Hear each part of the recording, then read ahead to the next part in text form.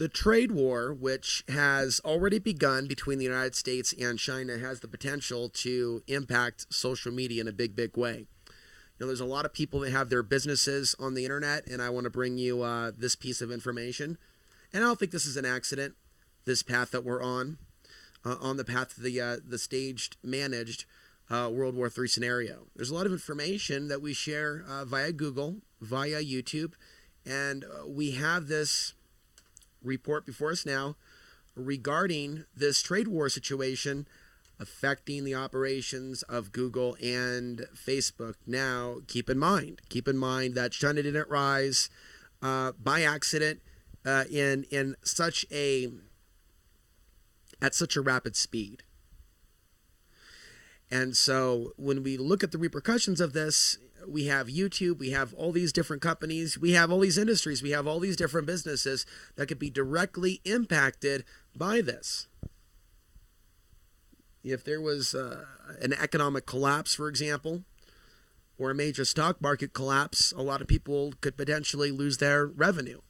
So a very special thank you to those of you that are clicking at the link down below, right? We've gone through a lot in this adpocalypse, but we're going to be going through a lot more in the future, especially for those of us that are looking at the geopolitical situation.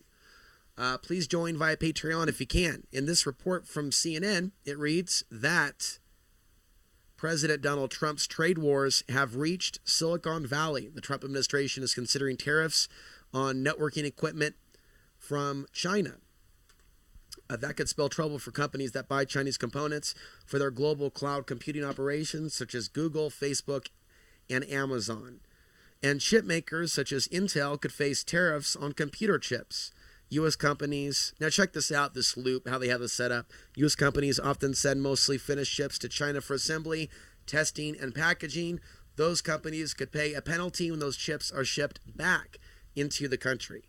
So far, U.S. tech giants have largely stayed out of the trade fight. The threat of tariffs on tech products from China could force Silicon Valley leaders to be more vocal about their concerns. So it's going to be very, very interesting to see where this ends up and where this develops. So I've been speaking also for years about China's influence over Hollywood, and I would think that there would already be a lot of influence over Google and YouTube. And I think this is going to play out more and be obvious as time goes on. China accounted for more than almost half of the roughly $23 billion of IT network gear that the United States imported in the 12 months through April. Companies will either need to find alternative suppliers from outside China or cope with higher prices. And they can also manipulate the market to where there are no alternatives. And this is like a theme that's kind of emerging over and over and over since this trade war began. Ultimately, I believe that our government and China is working together to rob the small guy. I don't have a master's degree in economics, but there seems to be a theme behind this to where the small guy is being affected across the board on a global level.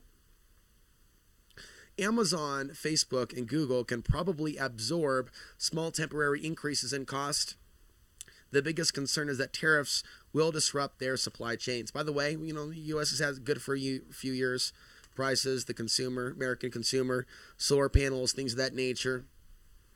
Get about 100 watts for $100. People being able to, put together their own products, stuff they buy from China. You even think about like a bug out bag. Somebody may mark up, products from China. Get it while you can, right? And we're about to see things change in the good old US of A. Go ahead and let me know down in the comment section. Have you seen the changes at Walmart? Notice how they got us all into Walmart early on. Everything was cheap. Now the Kroger Corporation has some things they're cheaper than Walmart, right? And we're just getting used to it. And so for those people that are living in communities where there's just a Walmart, oh man, it sucks to be them. Because their businesses, if they're dependent, some people are dependent on Walmart. Some people buy stuff from Walmart from their restaurants and stuff, for their restaurants, for their businesses. Mark it up. Kind of shady business practices, but that's a good old American way. As American as American pie is buying stuff from Walmart and mark it up for your little small business and stuff. So this is what we're dealing with. How is this going to impact YouTube?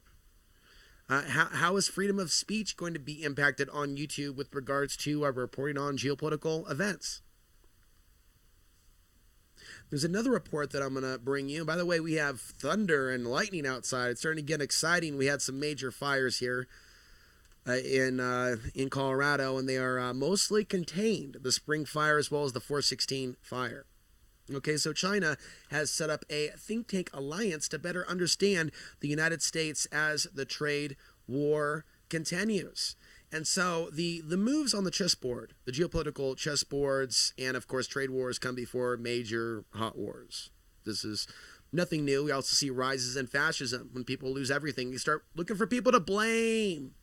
We see the nations go in certain directions. Germany comes to mind, and that was before the big war.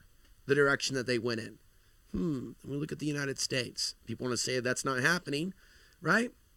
There sure are a lot of people pointing their finger at the other group. Oh, it's their fault.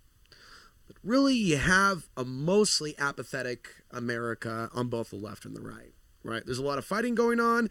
They're not exactly going out for beers afterwards, talking politics. Now, that would be cool. Film the fight, watch them get all bloody in Portland, then watch them debate politics at like Lucky Lab or some bar, Ankeny's Alley, somewhere like that. Get all drunken and loud. Like, put it on YouTube. Everybody can go home laughing about stuff. But see, they're not doing that. See, they want the masses within the United States fighting while our economy domestically burns to a crisp. We're seeing that now. We're seeing like an all-time high level of conflict amongst this population. And so it's a ticking time bomb.